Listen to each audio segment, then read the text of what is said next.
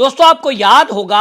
Supreme court के एक justice के ठिकाने से नोटों का जखीरा मिला था और उस नोटों में आग लग गई थी। तो दिल्ली का फायर सर्विस उस आग को बुझाने के लिए पहुंचा था और वहां जाकर जब देखा तो जज साहब के यहां नोटों का जखीरा मिला था। पूरे देश में यह खबर आग की तरह फैल गई। आग की खबर थी लेकिन नोटों की आग थी, और वो भी एक जज के घर। तो सवाल उठा कि आखिरकार इस खबर को पहले दबाया क्यों गया और फिर इसमें अभी तक क्या कार्रवाई हुई। देश के अंदर इस बात को लेकर गुस्सा था कि न्यायपालिका में जिस तरह से लाखों केस पेंडिंग पड़े हैं, कुछ केसों की तत्काल सुनवाई होती है, कुछ को सालों साल सुनवाई नहीं होती, तो आखिरकार क्या इसके पीछे भ्रष्टाचार है? अभी इस पर कार्रवाई की बात चली रही है तो सुप्रीम कोर्ट के जाने माने वकील और राज्यसभा के सांसद कपिल सिब्बल बीच में आए और उन्होंने केंद्र सरकार के द्वारा जो कार्रवाई होनी है,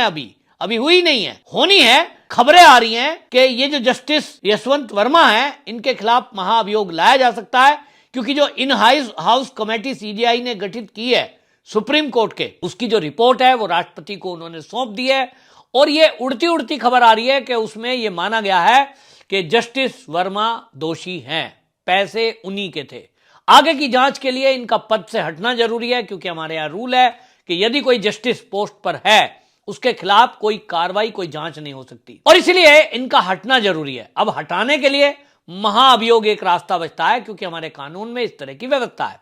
अब महाअभियोग लाने के लिए भी कोई आपके पास बहाना होना चाहिए, कोई आपके पास दलील होनी चाहिए, कोई आपके पास कारण होना चाहिए। तो वो कारण है नोटों का जखीरा, और जिसकी सीजीआई की अध्यक्षता में इन हाउस कमेटी जो है, उस इन हाउस कमेटी की मांग पे रिकमेंड की गई है, जिसका जिक्र किरण रिजिजू जी ने पिछले दिनों किया था कि हम इस पर विचार कर रहे हैं। अब कपिल सिब्बल जिस तरह का बयान दे रहे हैं, कपिल सिब्बल ने एएनआई के इंटरव्यू में बाकायदा कई मीडिया चैनल पर खुलकर यह कह दिया कि ये जो सरकार महाअभियोग अगर लाएगी